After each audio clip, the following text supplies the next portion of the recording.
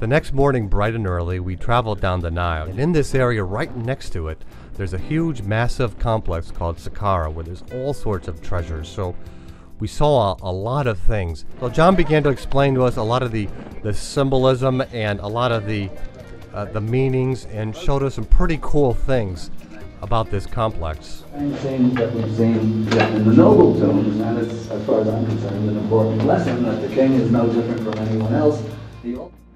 This was really cool. It's a harmonically designed chamber. Even though it's in ruins now, it still works. And going into this little room over here, you can hear something really quite fascinating. I wouldn't have believed it unless I did it and saw it for myself.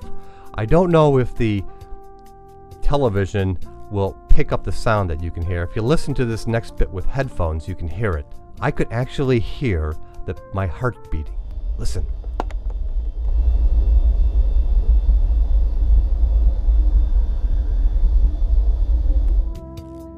We went next over to the tombs, and I smuggled my camera in. You're not supposed to take pictures inside the tombs anymore. They're pretty strict about that. But I smuggled my camera, which is why the footage is all off. But this is something we'll see more of.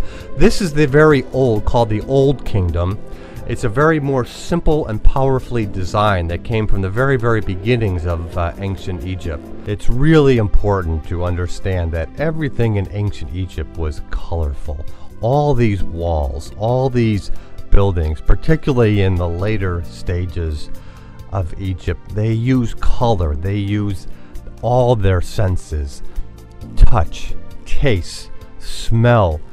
Everything was beautifully ornate. Look at the precision that they did, how they built things, the craftsmanship that went into it. All of the statues, the buildings, everything showed harmonious relations. I like this one.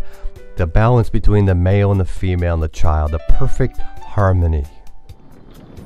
Later that day in this vast desert, we had an experience that really made me feel like a real pharaoh. We were able to actually go inside one of the pyramids. We walked up about 10 flights of stairs and then down 10 flights of stairs, crouched in half until we got to the very bottom, the very base, the inner core of the pyramid. And when we got there, oh yeah, it was worth it. Look at the beveling, look at the precision in the walls over here. But even more interesting, here at the very foundation, we see what looks as if the pyramid itself was perhaps built on a megalithic site that was thousands and thousands of years old beyond that time. But what's interesting here, this is a place, it isn't, this is, and the look of this is quite megalithic. You know, people ask me about Egypt, what's it like? And I have to say that I was really surprised at how nice the people were. You could really tell. It's almost as if they carried this over from the ancient times. Yeah, they want your money, but they're nice about it. And everywhere we went, security was tight. I never felt threatened or uncomfortable there. They took security very serious in Egypt, and the tourist police were everywhere. We even had our own armed guard with us wherever we went. You can see the submachine gun tucked underneath his jacket. So then we traveled south to Luxor. We flew there. It's about 500 miles from Cairo. This is our hotel, which is right on the Nile River. This is something the pharaohs watched for tens of thousands of years, perhaps. And then we moved on, and what a treat.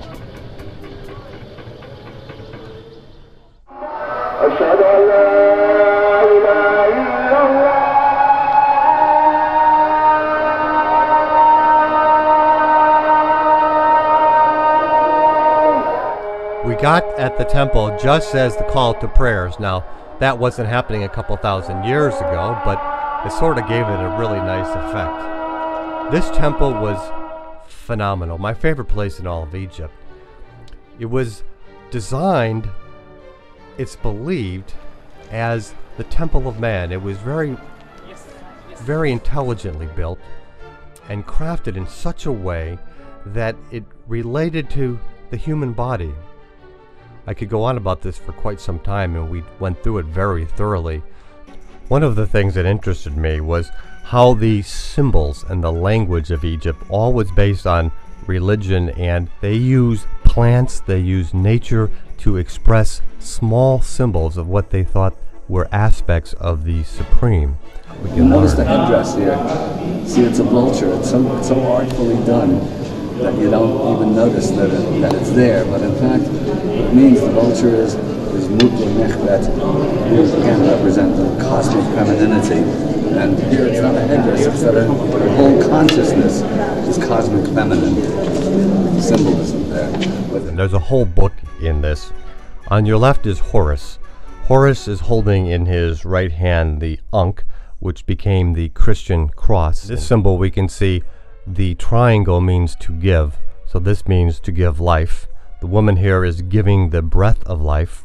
The woman's dress is see-through. She's not hiding anything. Her both hands are right-handed, which usually means active. This may be familiar.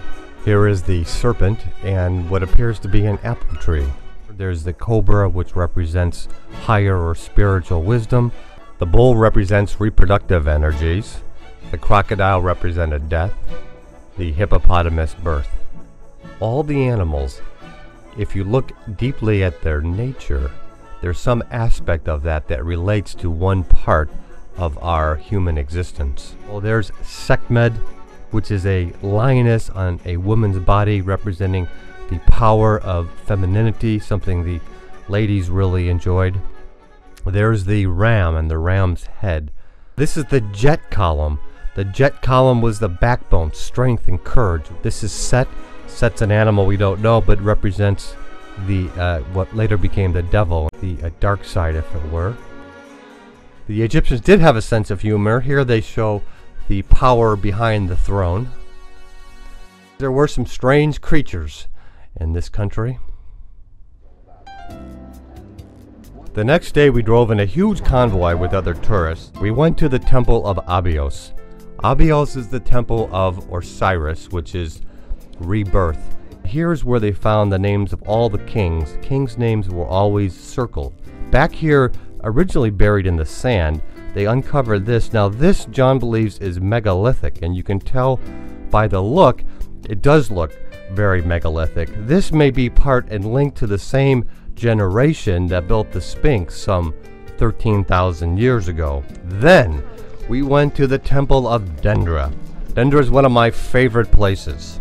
And this is for healing. This is definitely a healing temple. Over there, all the mud brick stuff, that was the sanatorium where they did dream interpretation. Dendra is dedicated to Hathor, the cow or nourishment.